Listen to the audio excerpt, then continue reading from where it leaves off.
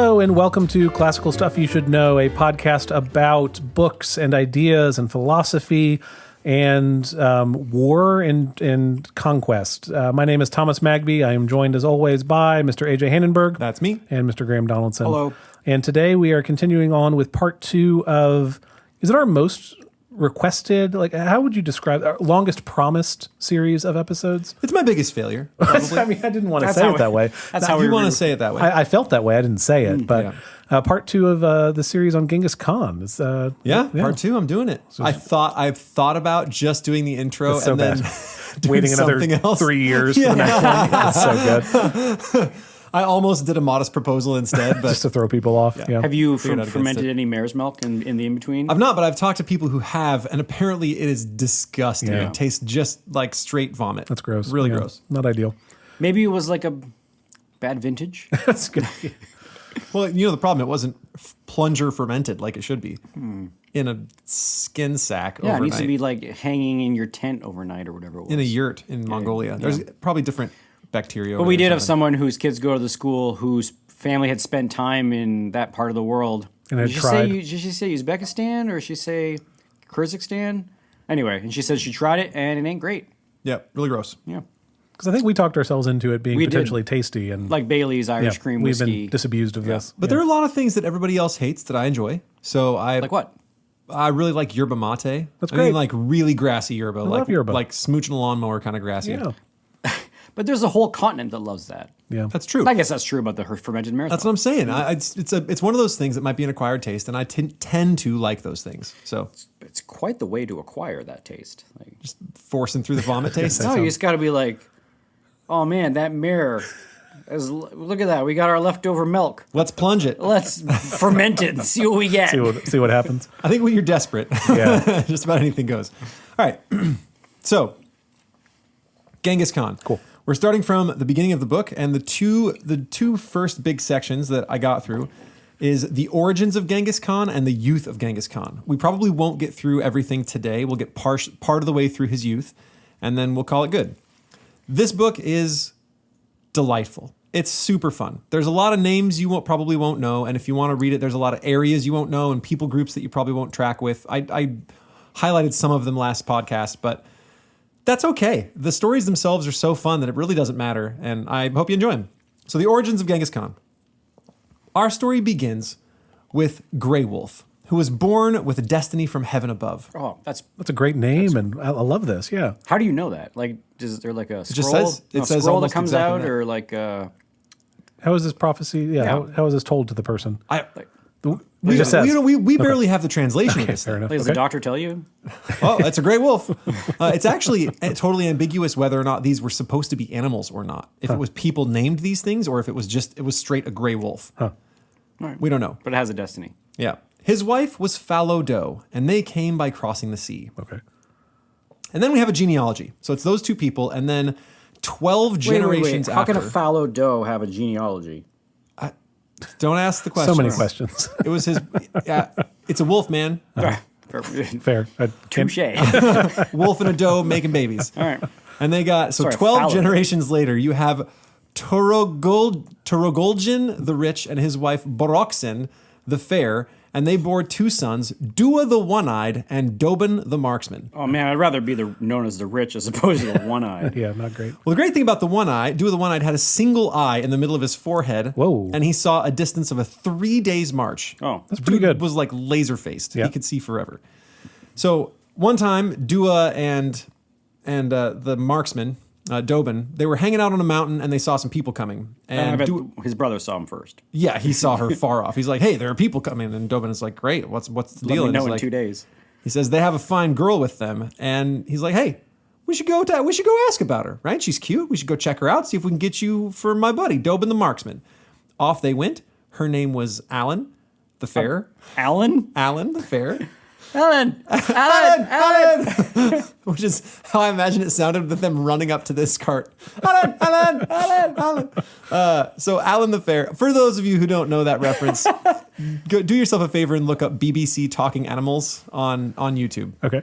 Yeah. The reason why, and then we also had a teacher named Alan who yeah. taught algebra for a long time, and every time we saw him in the halls, we would do that. And I can't I don't know if he liked it or not, but we did it for like 2 years. Yep. So if he hated it, no wonder he doesn't work here anymore. Okay, and it turned out they got engaged. Alan the Fair was down To which one?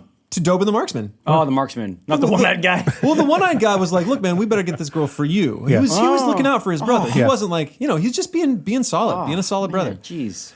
So they get the girl, and she had 2 sons with Dobin, Bugunaday and Belgunaday. Do the one-eyed had 4 sons. Okay. Who'd he marry? It doesn't say. Maybe another Cyclops. Cool. And they stared directly into each other's eye when they kissed. How romantic. Yeah. Dua the One-Eyed had 4 sons, and then he died. But after he died, all of those sons despised Uncle Dobin, and they broke away, and they moved off, and they become the Dorbin folk. So different group. So we're sort of leaving the One-Eyed. They all become different guys, and we're hanging out with Dorbin and his crew. One day while hunting, Uncle Dobin met a guy who had killed an elk and was roasting it. And he asked for some of the meat. The guy took a little bit of the chest and a little bit of the lung and gave the rest of the meat to Dobin, which was awesome. Like, Very that's nice, a whole lot of meat, right? So he gave the rest. And then later, as Dobin was sort of leaving the forest, he met a man on the road, and the guy was holding his kid by the hand. And he said, "Oh boy, I'm sure I'm hungry. I'm also wicked poor. You might give me some of that meat? I'll trade you my kid." Whoa. And so he Makes the trade? made the trade. Wow, So okay. he gave him the thighs of the elk and then took the kid to be a servant. And then Dobin died. So Alan the Fair is now single. She doesn't have a husband, and she has mothered 3 sons with Dobin. Bugu Katagi, Buwata Salji. I'm sorry, I'm going to struggle through these for pretty much the whole time. You don't think you're getting them right? Bugu Katagi, Buwatu Salji, and this one's pretty easy. Bodenkar the Simple. Oh, Okay, good, Bodenkar. Wait, is Alan still fair? I'm sure. I'm sure Alan's still just totally smoking. Yeah. So her previous sons, Bugunuday and Belgunaday from Dobin, gossiped because he wasn't around and she was having more kids. And they said she must have had them with that servant boy that got taken. Remember him? Is that the simple? The simple is the servant. No. So she had 2 sons with Dobin the marksman. Yes. And then Dobin got this kid, brought him home, and then eventually Dobin died. Yes. And then she cranked out 3 more kids. Whoa. And the 2 brothers who'd been around, Yeah, they're like, well, there's this new servant guy do some living math. in our house, and all of a sudden All of a mom's sudden we having got- more kids. yeah. Like something doesn't quite add up Oh here. man. So they start gossiping, Yeah. and they start thinking it must be this servant guy whose name is Malik Bayaut. Awesome. This is going to be the whole episode, I think, that's just fine. with the names. That's great. The 3 sons must be his. She sat them all down, and she said, "Boys, that's not the case. I'm not sleeping with Malik Bayaut, The serving boy. the serving Serving, boy." yeah. So the first thing she did is she took them all and gave them an arrow, and she said, "You guys break it." And they go, "Okay," snap, and they snap the arrow. And then she put 5 of those arrows together and gave them the bundle and said, "Try to break that." Whew. They couldn't. They're like, "Oh, dang, 5 arrows bundled together." So she said, "Here's what actually happened." I was about to say, I feel like this is a red herring. Right. No, it's come not on, a red Mom. herring. She'll come back to that. Okay. But she has them do this, and then she says, "Here's what's actually true. Every night, a shining yellow man enters with brilliant light through the smoke hole in the yurt of the top of the yurt, and comes and strokes my belly. And then his light dissolves into my womb, and when he leaves, he crawls out on the moonbeams of the sun and the moon like a yellow dog. The 3 sons must have been from heaven." And the guys are like, Sure. "That sounds legitimate." They buy it? They're like, Yeah, they're like, And the "This is- serving they're on serving board. boy's not like that's exactly what is happening. It's like, she's like, "Clearly you will all be rulers because you have come from heaven." And all the boys are like, "Yes, this checks That's out exactly- precisely. This seems to be exactly what happened." And I'm sure the servant boy is like, "Oh yes, that's what happened. Absolutely. I can't believe they're buying this." And they all have the same nose as me, but that's Yeah. just a complete coincidence. Oh man, this is one of my favorite parts of the entire story. Is the story about the Moon Man. So who Moon Man leaves as a coming yellow and dog. he leaves like a yellow dog Yeah. and just rubs her belly at night. That feels euphemistic. And then Yes. she's pregnant Yes. With 3 times. 3 times. Yeah, he keeps apparently that Moon guy keeps on coming around. man. Okay. So either it was the servant boy, Or the History Channel is right, and Ancient right. Aliens is really So, a deal. but and those the aliens are wait, doing those the older thing. brothers are cool with it. I bet those older brothers would be like, "Crap, we got like Yeah. divine brothers Yeah. from the Moon Man, and we're just like regular dopes." they're okay with it? they're kind of okay with it. We'll talk about it. It's So because now there's 5 of them. And and then she says, "Look, I had you break those arrow shafts. If you guys try to go it on your own, you'll be easy to break. But if you stick together as 5 brothers, you'll do great, right? You'll be hard to break. So you stay together." And they're like, "Cool." And then she died. That's right then and there? No, I'm sure that was later, right? After more time with the servant boy. The moon man. And then when they divided the livestock, 4 of the brothers took it all. Bodenkar the Simple, they thought foolish, so they didn't give him his share. So even though there's 6 brothers, she had 5 arrows. No, there's 5 brothers. There's the there 2 was early 3 ones. And then there was 3. 2 early ones, Bodenkar the Simple was and one then of them. 3 with, presumably the servant boy. Moon But Man, yeah. Moon Man. And then, so the 4 brothers took all of the stuff, and they're like, Bodenkar, we're not giving you any because you're dumb. And he's like, simple. okay. So he didn't think that was cool, so he's like, I'm out of here. He jumped on a pale gray horse with a stripe and a saddle sore spine and bare bones tail, and then he went to the river, made a grass thatched hut, and lived there by himself. As one does when they're ousted by their brothers. Yeah, and from what I remember, his beginning was really rough. He found himself a hawk, and that was awesome. And he trained it. He fed it from his own mouth. He would chew food and spit it into the hawk, and then he trained the hawk to catch ducks and geese. And then he would bring the ducks and geese back, pull out all the feathers. He wouldn't clean up after himself. The place stank of duck and goose, and he just lived kind of a squalor lifestyle. Hey man, I mean, it's just... And then there were some people that came down from the mountain, and he used to go and hang out with them. And they would drink isuk, and then he would come back to the hut to spend the night. And they never asked who he was, and he never asked who they were. Shut up. He would just walk into town, and he's like, "What's up? You guys want to drink some isuk?" And they're like, "Hey, Bodenkar." He's like, "I'm simple." And then they would just drink a whole bunch, and then he would go back and eat some goose or whatever it was, and then fall asleep. Okay. And they said, then one of his brothers, Bugu Katagi, remembered him and was like, we better go check on Bodenkar the Simple. He might not be doing okay. So they went down and asked the folk, and the folks said, they're like, "Oh, we know a guy like that. He comes every day, drinks with us, and then goes away. And when the wind blows correct, feathers come our way from this direction. So we think he's over there. He should be here any minute." And of course, Bugu Katagi finds him and kind of leads him off. He's like, "I'm bringing you home, brother." And on the way, Bodenkar... Huh? What about the hawk? I'm sure the hawk is coming. Okay. Well, you wouldn't leave your hawk. Bodenkar starts saying as they travel, he goes, big brother, how happy for a body to have a head and a coat to have a collar." Bugu Katagi did not know what he meant, right. So he didn't say anything. Then he says it again. Big brother, how happy for a body to have a head and a coat to have a collar." And Bugu Katagi doesn't say anything. He says it a 3rd time, and then Bugu is like, What are you talking about, right. Bodenkar? Like, this doesn't make any sense. You're not, like, out with it. And he goes, well, those folks now who were on the Tunkalik stream, they have no big or little, no bad or good, no head or hoof. They are all on a level. They would be easy folks to handle. Let's capture them. Oh my gosh. The guys he'd been drinking with? Yeah, That's what he meant. Is like they don't have anybody running their show, so let's go run their show. Was apparently his whole plan, which seems uncool for a drinking super buddy. uncool. Yeah, that's uncool. Every day you're hanging out and like you're drinking, you're probably opening up about your feelings right. and like. And they're being real cool about the feathers that keep on blowing into camp. And then when he leaves, he's like, "Buddy, we could go wreck that place. We can go wreck that place." Well, and it sounded good to Bugu, so they do it. They go get their other brothers. They plan, and they go and raid the people, and they get Bodenkar a lady, and he captures a lady that's already pregnant, so he gets himself a wife.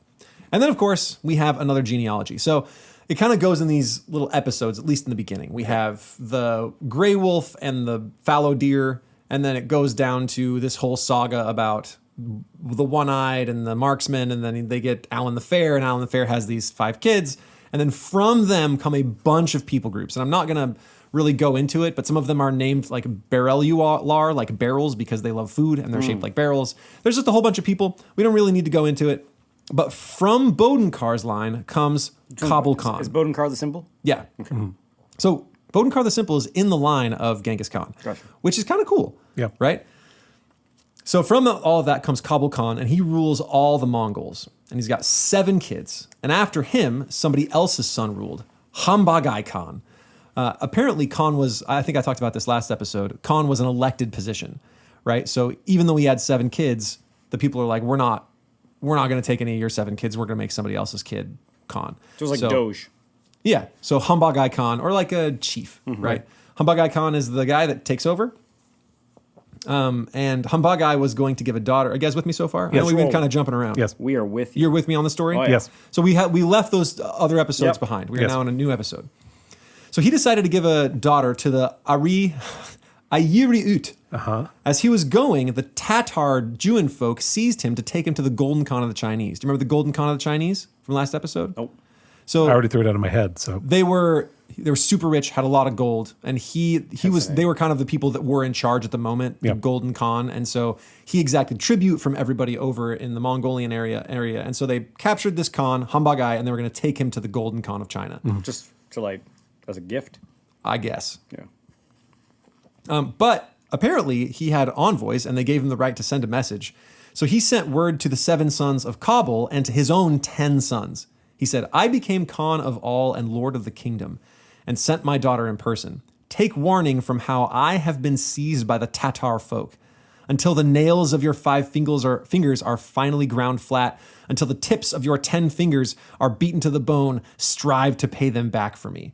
So apparently he can send messages, he just can't leave. So off he goes to hang out with the Golden Khan and tells his sons, the 10 and the 7 sons of Kabul, to get revenge. When you the 7 sons of, spell the word? Kabul Khan, Qabul. Gotcha. Okay. Kabul. Gotcha. Around that time, Yisuke Ba'atur was hawking on the Onon River. So, new guy, Yisuke, he's going to be important. I think he's Genghis Khan's dad. Okay. okay, So he's just in the mix. Right. He's just a dude? Yeah, I don't think he's one of the sons. He's just a guy. So he's hawking on the Onon River, and he meets this guy named Silidu of the Merkit. The Merkit were another group that they had dealings with. So there's like the Golden Khan Chinese, and then there's the Merkits. So they see this guy, Silidu, and he is escorting home his brand new bride. And she is a smoke show. Like, she is something. And he's like, all right, I can steal her. Okay. So he goes and gets his big brothers, and when they kind of come together, they go and they get close to Silidu, and he kind of looks at him, and he's like, that doesn't look good. He was afraid. They chased. His bride said, this is a pretty fun quote, so let me grab it exactly. Have you understood what those 3 fellows are about? Their looks are not like other people's looks. Their looks are like they want your life. As long as you have your life, at least, there's a woman in every wagon and a damsel in every dray. As long as you have your life, at least, you'll find a woman to wed. The one not named Oalun, that's her name.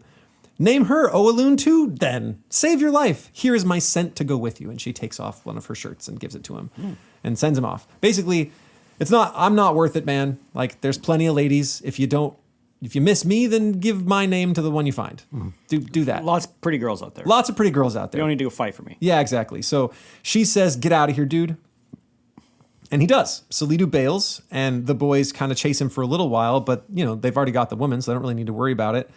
Her name, Madame Oalun, and she cries a ton. She is weeping the whole way home. And She doesn't want to get married?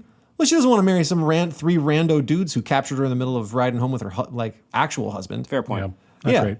So that the thing that she said about the scent and to go find someone else, she was saying that to her husband. The guy that she was riding home with. Oh, okay, gotcha. Yeah. So he runs off and He runs off, and then she's riding home with all these guys. Also, she was like, "Don't die for me. Just go find someone else like me." Yeah, and then they tell her this poem. They're basically like, look, even if you ride for him now, you're not going to find him. He's gone. Like, get over it, girl. Like, stop your weeping. We're tired of it. And we captured you. Yeah, we captured you. You're You're ours coming home. You're ours now. Get over it. It sucks. Then the Mongols gather and make Ketula, one of the 7 sons of Kabul Khan again, right? Because we lost the previous guy, Humbagai. They danced and feasted, and they danced around the bushy tree till the rut was up to the ribs and the hole was up to the haunches. So they dance around this tree until they basically dig a hole with their dancing Okay. into like this little ditch around the tree. Sounds awesome. Which is kind of fun. Isn't there a dance this weekend? No, I think that's next weekend. No, next weekend. Yeah. City Hawkins dance. City Hawkins dance. Are they going to dance enough to dig into the ground? I Is hope that- not. Yeah. These trees, they don't need any more stress. Yeah. I don't think it's out. I mean, we should have outside dances. I think That'd be we really should fun. have. Not this, maybe not in February. Yeah. Okay. Any questions so far? Lots, but we're good. No, we're good. Okay. Is Olun gonna have if things gonna go better for her? Yeah, and well, kinda. It's hit and miss for Olun. Oh no. So Genghis Khan, or Chinggis, was born to Yisuke and Madame Ulun. Oh, okay. So she's Genghis's mom. She's Genghis's mom, so she does get real famous. Yeah. Yeah. But not in easy ways. Yeah, because she had to get It gets harder. kidnapped. Yeah, her life is going to get worse. wow. So Genghis was born clutching a clot of blood in his right hand the size of a knuckle bone. And so they named him Temujin. So Genghis Khan, young, named Temujin. Poor mom. She gave birth to 4 sons: Temujin, Koko Quasar, Kassyun, and Temuk. And Temujin was the eldest, so he's the oldest of the 4 kids.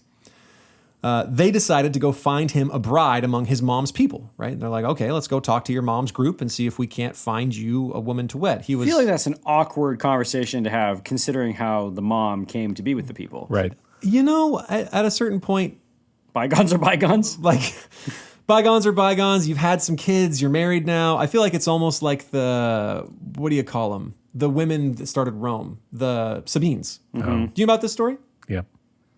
Yeah. The Sabine women? Yeah. I mean, So the Romans were originally an army. That's and so right, they didn't and they have any kidnapped- women. they And they're kidnapped like, them. so they invited the Sabines over to have this, like, we'll have some games and have a really good time. And when everyone arrived, all the Romans pulled out swords, stole all their women, and then the Sabines ran. And then 5 years later, when the Sabines had finally raised an army, they came back. And right when they were about to battle, all the women came out and were like, look, I get that y'all are mad. But yes, you guys are our previous family, but we've got kids with these we got guys like a now. kindergarten class now. Yeah, like I have a family. Yeah, they kidnapped me, but I actually kind of love my husband now, and it's this whole thing. And so please stop fighting. And they did. Yep. It's actually why you carry your wife across the threshold of your house. It's to reenact the Romans stealing the Sabine women. Oh, that's horrible. That is horrible. Isn't it? Is that really? Yeah. Where that comes from? That's where that comes from. That's I awful. don't think I'm trying to remember if I did that or not. I probably did. Being Yeah. a romantic kind of guy that I So am. you were kidnapping your wife. Yeah. Yep. Not great. Not great. Not great. Anyway, so they went to find him a wife among his mom's people. Yeah, I even wrote, apparently they'd forgiven the whole kidnapping thing. Yeah. And on the way, they met a guy named Dei Sesen. And he said not only that Temujin had a flame in his eyes and a fire in his face, but that he'd had a dream about a white falcon flying toward him, clutching the moon and the sun, and it landed on his hand. I don't know how it can if he's clutching the moon and About the to sun. say. Yeah. You've only got 2 claws. Sorry. Or you like balanced. Yeah, it's unclear. Unclear. Yeah, maybe like on the marbles. Yeah. Yeah, I don't know. And he's like, clearly, this is a good dream. It's showing the leading of the boy, or ordained of heaven, to my house. So come on in. Like, come on inside. And then he tells a poem about how his people don't rule through manly men. They rule through their hot women. So here is his We Rule Through Our Hot Women poem. We Kongarat folk from the days of old, with the faces of our fair ones and the graces of our girl children, have not struggled for the kingdom. Yet if one of yours should reign as Khan, the daughter fair of cheek, we seat in the cassock cart. We harness the black bull camel to go trotting out. We have her sit among you in the seat of queens. We do not struggle to rule the nation.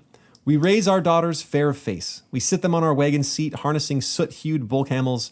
We send girls off and have them sit by your side on the high seat. Of old, we Kongarat folk have lived by brides as our bucklers, by pretty ones as our petitioners, by the faces of our fair ones, by the graces of our girl children. Our boy child's bounds are noted. Our girl child's grace is gazed at. So he's all Dang. about them girl kids. So I was about to say, he's like found, a need. He's a market need. yeah, And they're filling it. And they're filling it. And, it's keeping them safe. They're not going to fight. They're not going to throw down. Yep. Boys look And dorky and the girls look graceful. Boys are kind of dorky. And when you're looking around, you're like, man, our daughters are kind of awesome. And there you go. So yeah, Wow. I they wonder just marry off all the girls. I wonder how cool they are with it. I guess if it's like part of your culture, it's like you need to go and be beautiful and you're really protecting your homeland because now we got like the tribal ties of marriage and we're not going to get invaded if you go and are a good wife. And that's But you wonder if they keep on marrying them off and sending them away, if they keep on producing really cute girls. it's a fair point. There must be like there's got to be some sort of like you're asking like top of funnel questions. Yeah. Yeah. How we keep on getting those girls if we keep on send them away? I don't know. Maybe there's something in the water or the I guess it landscape. makes sense because they leave Genghis Temujin for a little while. He says so they stay anyway. She also had flame in her eyes and fire in her face. She was a year older What's than her name? Temujin was. What's her name? About to tell you. She was 10. He was 9. Oh, and they're getting married? They get married. Okay. Well, they're betrothed. His name, or her name, was Borte. Borte. Oh no. Borte. Oh. Good old Borte. Borte. Yeah. So perhaps it's Borte, Much better. which is a little more. Her name is Bort, but she's cute. Apparently, she got a fire in her face. That's right. Flame in the fire in the face. She's ready to rock. She's going to tear down this world. But so Okay. is Temujin, so it works out well. So Temujin's Genghis, who was born with a blood clot in his hand. Yeah. Yeah. And The size of a knuckle bone. and he's the Eagle Boy. He's Eagle Boy, and he's got coming on the moon and the sun. Yeah. And so they bring him to the house, and then Bort is there, like just And sitting love is born. love is born. And so they've got Bort. Yasuke spends the night, and the next morning he says, okay, what do we got to do to make this thing happen? I like that girl for my kid. What do you think? What do you think, Yesi Dayan, or whatever his name was? Hold on. And the guy says, well, it's kind of custom to refuse a bunch and say, no, I can't. But, let's do business. It's a deal. He just basically says, like, I could say no a bunch, but you're awesome. This is awesome. Let's rock. And then he says, but you got to leave Temujin here for a while. And Yasuke says, fine, that's fine. I'll place my son as a son-in-law here. He is scared of dogs. Do not let my son be scared of dogs. I think he was trying to get it out of him. It's not clear in the text whether he's just saying keep the dogs away because it's something he doesn't like, or if he was saying, hey man, you gotta help me man up my kid a little. help me man up my kid. He's scared of dogs. We got to kick that out of him. Okay, so on the way back, So he leaves his son. So leaves Temujin his son with stays his mother's there. people. So Temujin is there with his soon-to-be wife, and he's hanging out, learning not to be afraid of dogs. And Yasuke starts do that? heading back. I think question. exposure therapy. Yeah. Probably just Puppies. puppies. Have him hang around dogs. Give him a puppy of his own. Yeah, that's true. Right. That's an easy way to do it. My dog, Rennie was a pup. It's pretty. He would cure everybody of hating a dog. Oh my word! Yes, he would. Yeah. I love that dog. Yeah. So much. Okay. So on the way back, Yasuke meets some Tatars. Do you recognize that at all? Yeah, they were the ones who in the south who kidnapped someone in the beginning. They kidnapped Hambagai, the Khan, yeah. and he said, "Remember, you sons of mine and you sons of the previous Khan, gotta like work grind your fingers to the bone To and get try me to back get." or whatever it was. Well, apparently, Was it to these- get me back? It was grind your fingers to the bone to like work to pay off my ransom. Is that what he was asking? No, he was saying get revenge. Oh, go. Yeah, remember what they've done. Okay. Mess these people up to avenge me. And so apparently these Tatars remember this. And so Yasuke stops to eat with them. They make a feast. They remember the grudge and they poison his food. Dang. So This is Genghis's dad. Genghis' dad. On the way gets home. poisoned on the way home. Yeah. So he heads home Poison. and he's like, oh, I don't feel good. Maybe I'll feel better in a little bit. 3 days later when he finally gets home, he's like, I feel worse. This is not good. And he figures out that they poisoned him. And he calls this servant kid, Monglik, and says, you need to go get my son back. Like he might be in danger. I don't know what's going on. I'm probably not going to make it. Try to go get Temujin, bring him back here. So Monglik goes to Deisesen and says, yeah, Yasuke misses Temujin. We got to get him back. Oh, he doesn't say your dad's maybe dying. Well, by this time he's actually dead. Oh, When the kid leaves, Yasuke dies. And so he said, Deisesen says, okay, sure, bring him back soon. So now they are separated. Borte is with her dad, and Temujin is heading home to see his now deceased Did they get father. on, him and Bort? It sure seems like it, because later, there's a thing. Okay. Yeah. So apparently they had a good time. Sad. So that's the whole episode of the death of his father. Poisoned by his enemies. Poisoned, well, secret poison too. He was feasting with them. It seems Oh, like a man, pretty that's- underhanded way to do stuff. These Tatars do not seem cool. They're not messing around. Yeah. All right, hold on. How are we doing on time? Doing okay. Okay, about halfway through. That checks about out. Okay. So in the spring, they all feast. Now, Lady Oalun, who now is husbandless, Yes. doesn't have a husband, and she gets there a little bit late and was treated as a latecomer, which means that she didn't get to eat the sacrificial food. Do you guys remember from last episode what that means? Nope. I don't. Means that she's essentially denied the blessing of heaven and she's not part of the community anymore. That's bad. If they She don't, showed up late? she showed up late and she's like, Oh, man. what is the deal? They are AJ, not giving me food. You would have a rough time in Mongolia. I would have a rough time in Mongolia, but I will point out I was the first here today. You were. Fair enough. Touche. I was late. Yeah. As was I. And I even stopped for a hamburger. Yeah. Yeah, point. I know. Yeah. Okay. So she gets late and she is like, this is not cool. So she asked if it was because her husband Yisuke had died and because everyone thought her sons wouldn't get bigger. She's like, you don't want me as part of the community because my husband's dead and because my sons are small? Like, that's the deal? She's like, they're like, no, man, it was like start at 7:30. And she asks, are you going to move camp without calling me to eat? Like, are you guys going to bail without me here? Yeah. The two ladies that she asked said, and I quote, invited but not included is your sort, consuming whatever you come across in your way.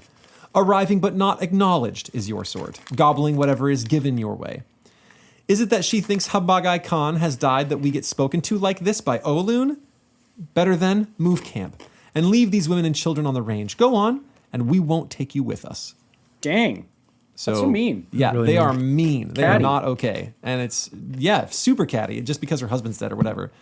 The next day, they did just that. They left. leave her and her kids and her women by themselves, and they leave them all behind. Well, an old man, Karaka, went to dissuade them from this. He's like, what are you guys doing, leaving these women and children? This is not cool. And he is told, the deep water has dried up, the smooth stone is smashed. And they moved camp. Man, Genghis is going to go nuts in the future on these people. Oh yeah, he's not happy. Yeah. They were so mad that this old man even had the moxie to come and talk to them that they stabbed him in the back with a spear. What? Yeah. An old, All he did was say it's not cool to leave these people out on the range here, Right. and they're like, "Shut up, old guy!" And they stab him in the back, and so he stumbles back and he's like, they said no. So Olun is like, I'm gonna handle this myself. So she grabs the banner, she rides down there, and she gets half the people to come back. Oh, Oh. wow. Okay. But they were restless. And the next morning they moved camp anyway. She's like, yeah, I got people. And then they're all like, heck with this. And they leave. So she is left by herself.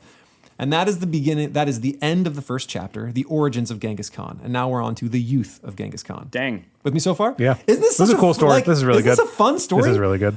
Yeah, it is a delightful, fun book. And yeah, hard to resist. I'd be mad.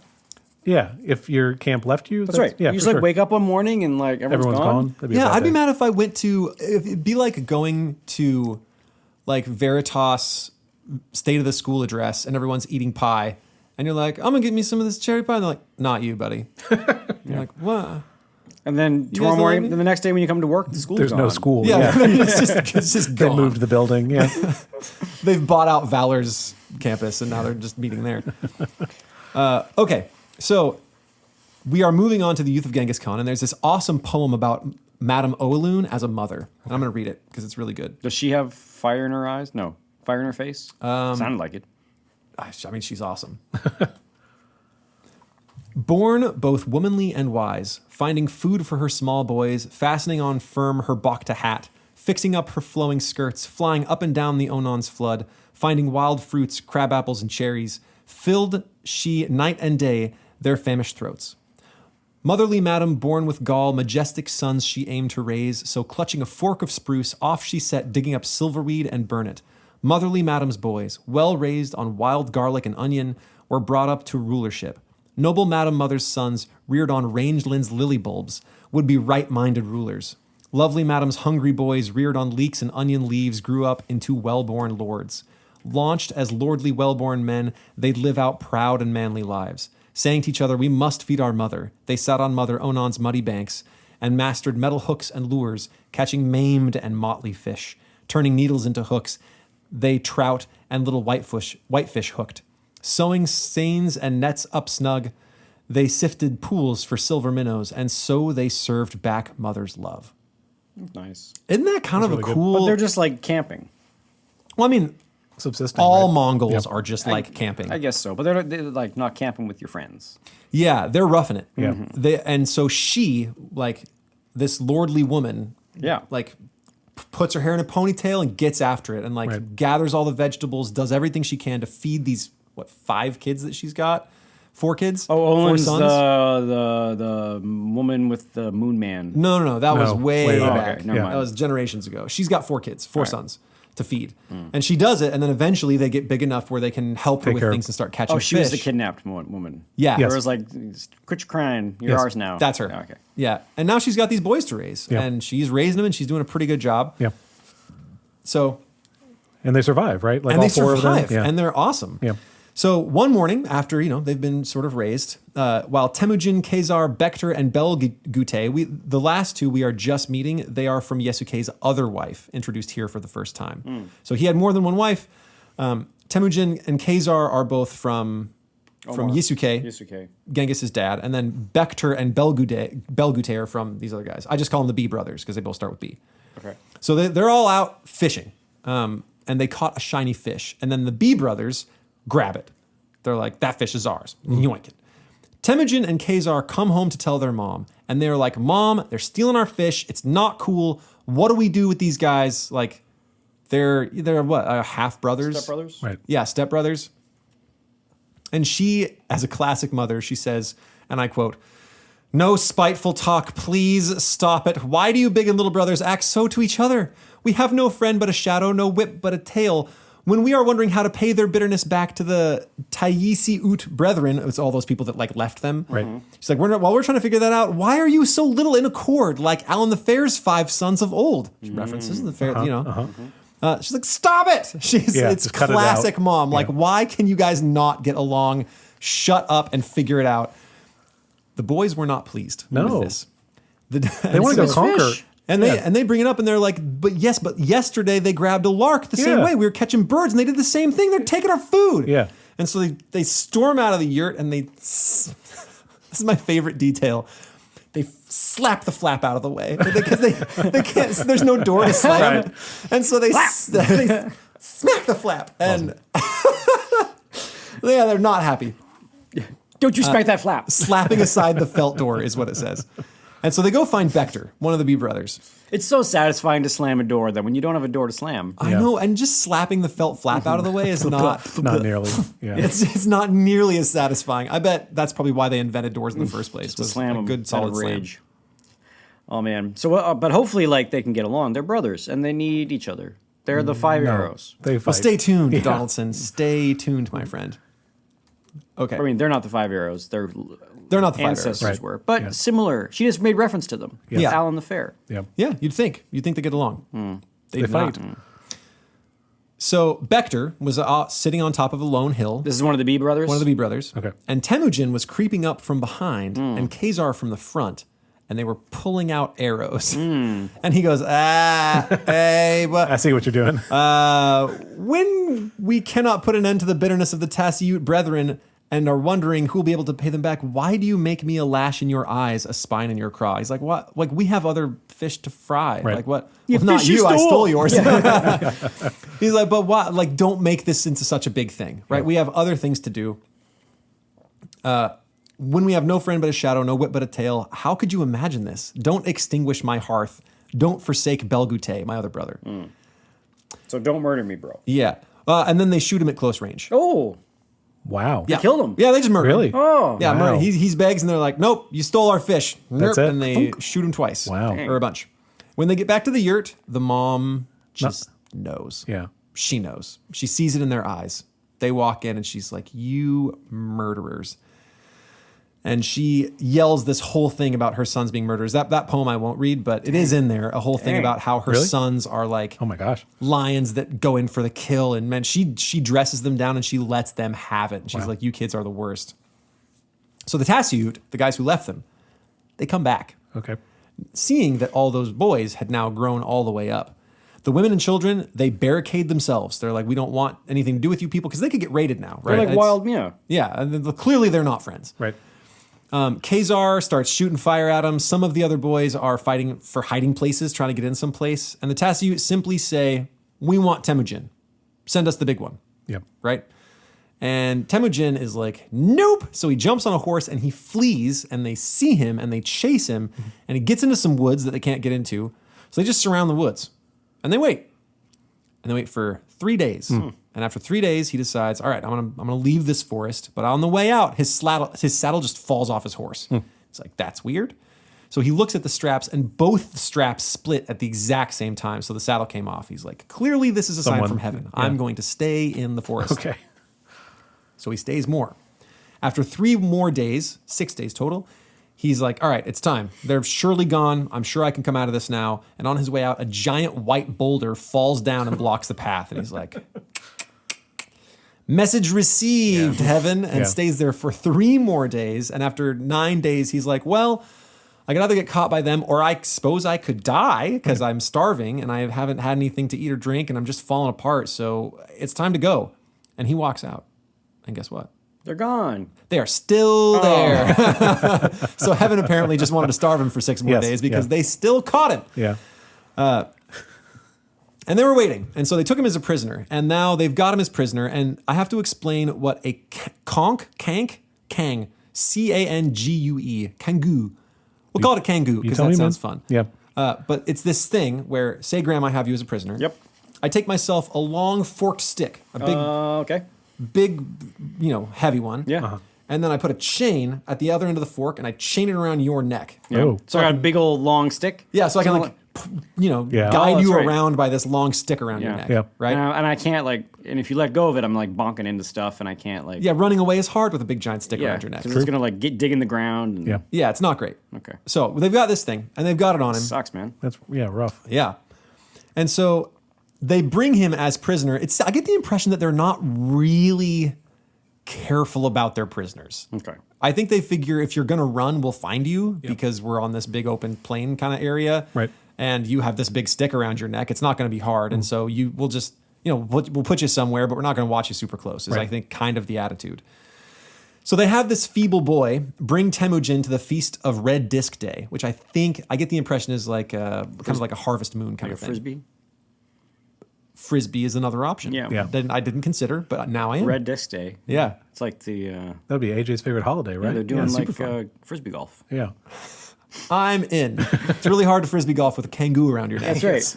But if there's a feast involved, I Yeah. mean, Make it work. Yeah. So they have this feeble kid, guiding Temujin around, which probably isn't a good idea. So Temujin takes the kangaroo from him, bonks him on the head with it once, and then bails. He runs. so the feeble kid lives up to his name. Yeah. Feeble kid gets bonked. And so he runs and he's got to get out of here, but he doesn't know where to go. So he goes down by the side of the river and he's like, I got to stay out of sight. So he lays down in the river. So just his face is showing above so he can breathe and then lets the kangaroo kind of just float in the river like a stick, right? So he's just hiding. Right. Because if he runs, they're going to catch him. He doesn't have a horse. He doesn't have anything. They're going to find him, bonking through the brush with this big stick around his neck. And he can't get it off. So he's there, and then they realize he's gone. So they start searching for him. And luckily, the guy that finds him is named Sorgan Sira of the Suldus. And he says, look, all these guys are just jealous of the light in your eyes and the fire in your face. Obviously. Obviously. So stay here, and I'll make sure they don't find you. He says, your brethren... so he convinces everybody. They're like, we can't find him. And he's like, well, why don't we all just go... It's nighttime. Let's just go back over the ground we already searched to make sure we didn't miss anything. And everyone's like, sounds great. So he knows that no one else is going to search the river because he was in charge of the river. So he comes back and he says, your brethren are coming here with their lips pursed and their teeth grinding. Keep lying like this. Yeah. Be patient. And this happens a few more times, right? They're like, oh, I can't find him. And he's like, why don't we search the same ground again? And they're like, sounds like a great plan. Yeah. Sorgan Sira. And so it happens again. Finally, they decide, okay, we'll get back at this tomorrow morning when we can see. Let's all pass out for the night. Like I said, it doesn't seem like they're very careful with prisoners. Right. It was a party. How far is he going to run? Yeah. We have horses, right? So Sorgan Sira comes and he says, okay, we're done. So you gotta bail. When we all go to sleep, you bail. You get out of here. You find a way out. Temujin thought this was a terrible idea. Right. He's like, if I run with this thing around my neck, I'm screwed. Right. I can't go very far. Instead, I know where Sorgan's tent is because I know his kids and I know that they churn the isuk all night, especially on this feast day. So you're gonna hear that plunger. Oh, yeah. So he heads down and he starts listening at tents for the plunger going, and he finds it and he goes in there With the thing around his neck. with the thing around his neck. I And mean, this is classic light in your eyes, fire in your face behavior. yeah, pretty standard. Pretty standard Temujin. Yeah. Born with a blood clot in his hand, for heaven's sakes. And so he finds him. Sorgan is understandably not pleased that this prisoner is in his tent. He's like, I told you to run away and you get out of here. And the two sons are like, Dad, you'd be nice. And so they help. They convince him. And so they take off the kangaroo There, and they good. chop it all up and they throw it in the fire. And they're like, we got to hide you because you run, they'll find you. Yeah. So we're going to put you to sleep in our wool wagon. And after 3 days of searching, they realized that Temujin probably was hidden. He's probably still in the camp, right? Because we couldn't find him out on the range. We'd ridden our horses all over. That's right. We would have seen like Kangoo drags in the sand. We would have found him. Yeah. So they figure out that he's hidden somewhere. Yeah. So they start searching. And they search and they inspect. And then they get to Sorgan's tent and they start searching. And they even get to the wool wagon and they are pulling wool out of the wagon until they are almost to his feet. And then Sorgan's like, look, you think he's going to sleep in here for like 3 days? It's like 1,000 degrees outside. Yeah. Who wants to lay in wool for that long? He would suffocate. Come on, guys. Who we kidding here? And they're like, That's a good point. fair enough, Sorgan. Yeah. All right, we're done here, boys. And they all leave. And he's okay. So they give him a horse. They give him a little bit of food. And they send him on his way. And so Temujin finds the place where his family had been camped. And he follows them. Okay. Are we doing on time? Do we have time for more? We do. Totally. Okay. Great. With me so far? with you. Yeah, for All sure. right, so is Sorgan going to come back as like a bro? I don't think so. okay. But there are many more bros to play a yes, part. okay. Yeah. Right? We're about to meet another one. Each That's really bro cool. plays his part. I mean, it's the legendary growth of a hero, right? Yeah. He got captured. He had a Yeah. kangoo around his neck. He was, he's killed his brother over a fish. Oh, man, that was brutal. that was seriously. brutal. Especially when he's like, slapped aside a tent door. yeah. And now he's trying to get back to his family? That's Yeah. what you said? Okay. There's still another B brother in there, though. There's still another B brother. I'm Yeah. sure he's not happy, but Yeah. and the mom isn't too happy either. But the big, there's- long, like, you suck poem. yeah, Yeah. but they're still family. Okay. She's a mother. Still family. Right?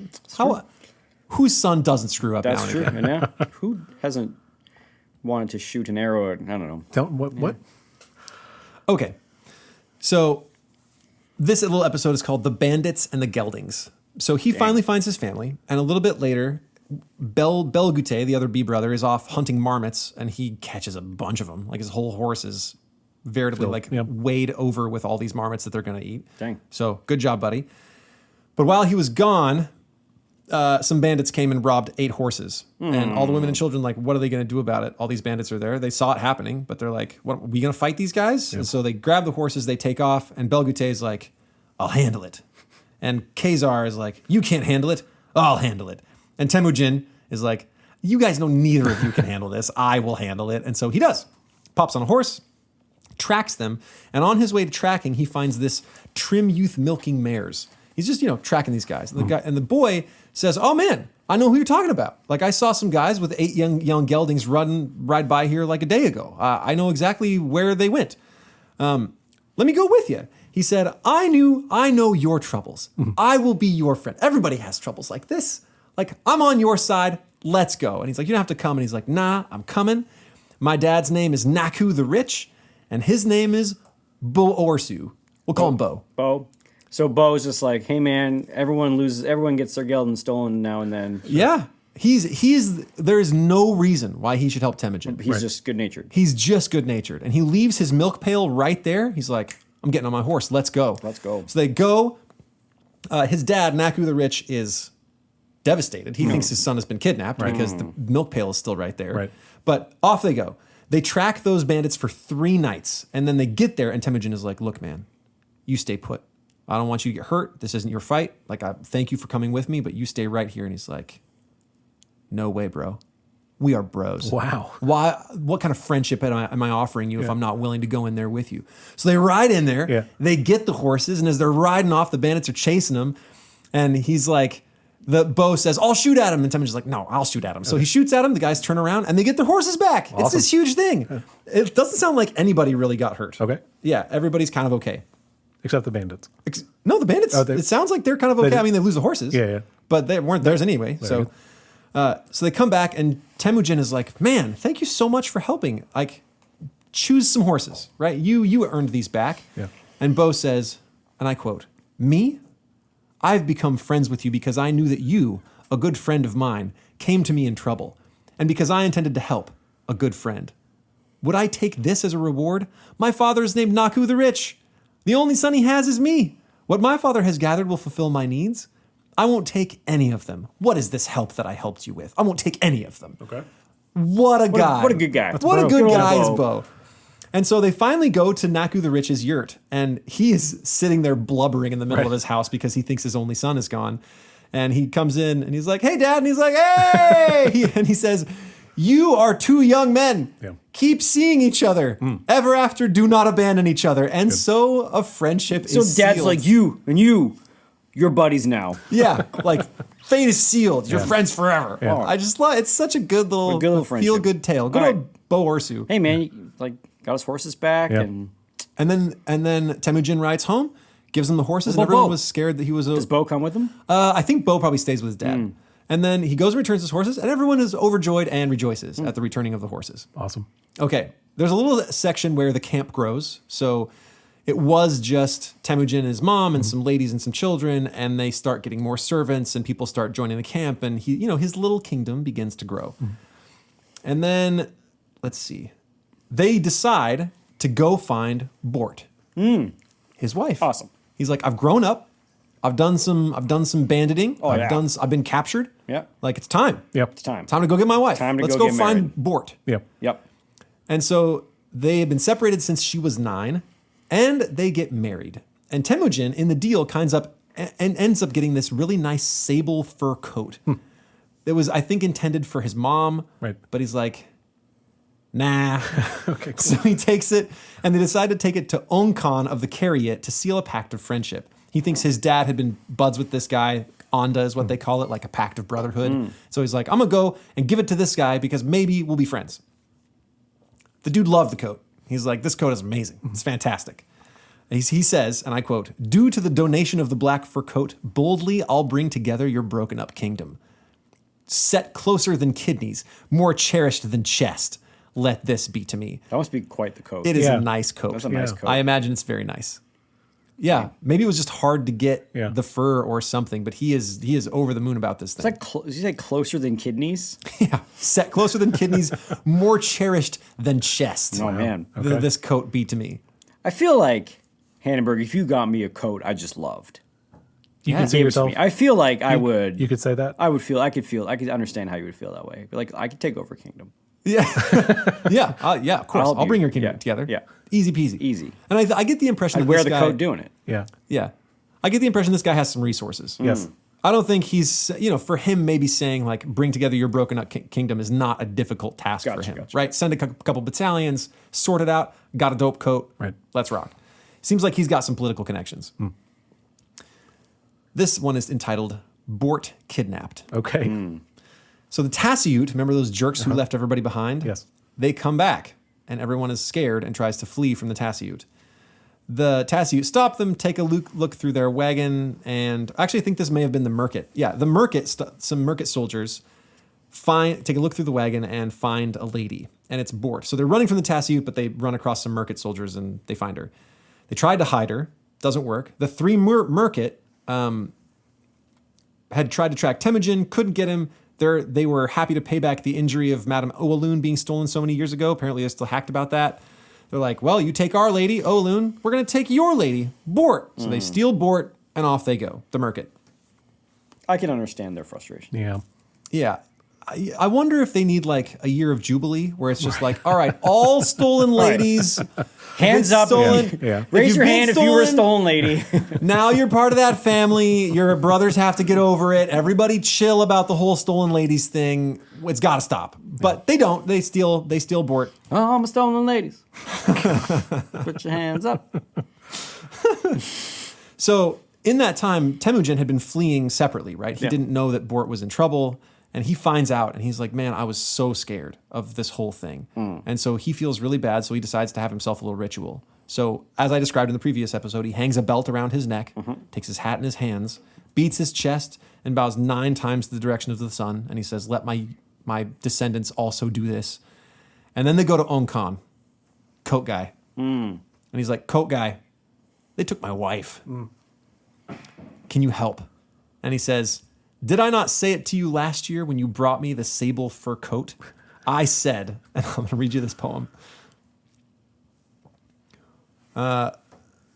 Ones who called themselves Onda in father's time must be like a father. You let me wear it. And then did I not say, moved by the memory of the sable coat, safely I'll secure your sundered kingdom? To the donation of the black fur coat, boldly I'll bring together your broken up kingdom. More cherished than chest, let this be to me. Set closer than kidneys, let this be to me. Now being true to my word, moved by the memory of the sable coat.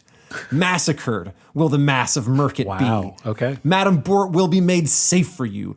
Due to the donation of the black fur coat, destruction will be done to all the Murkit. Oh my gosh. Dame Bort, we will truly draw home. Dang. That's incredible.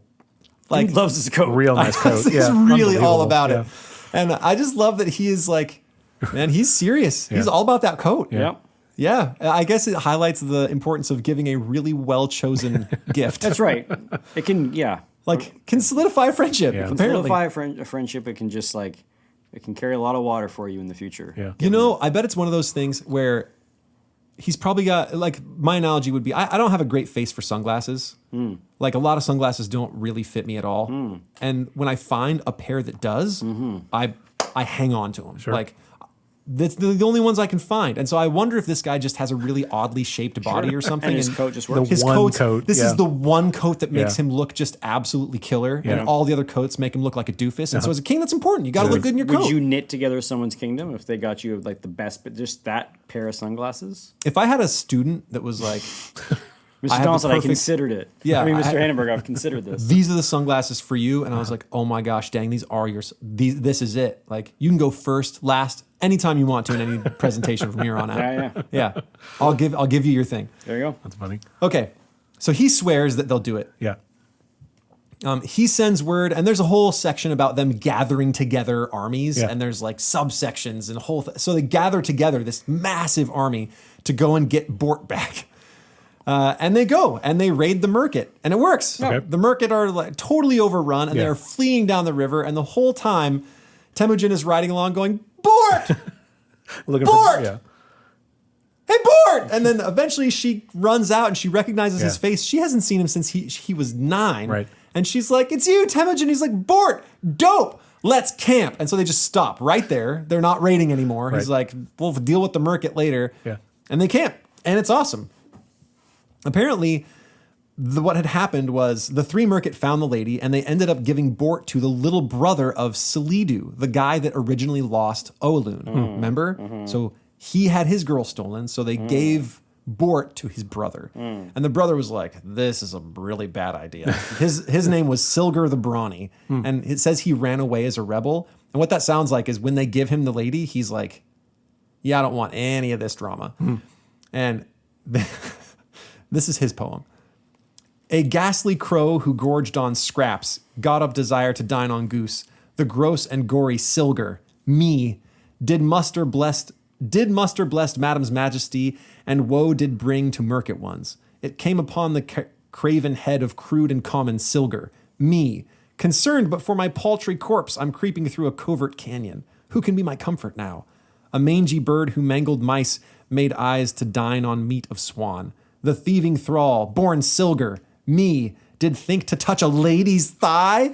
A madam of majestic mane and misery brought to Murkit men? It fell upon me, the filthy head of vaunting vile Silger, me!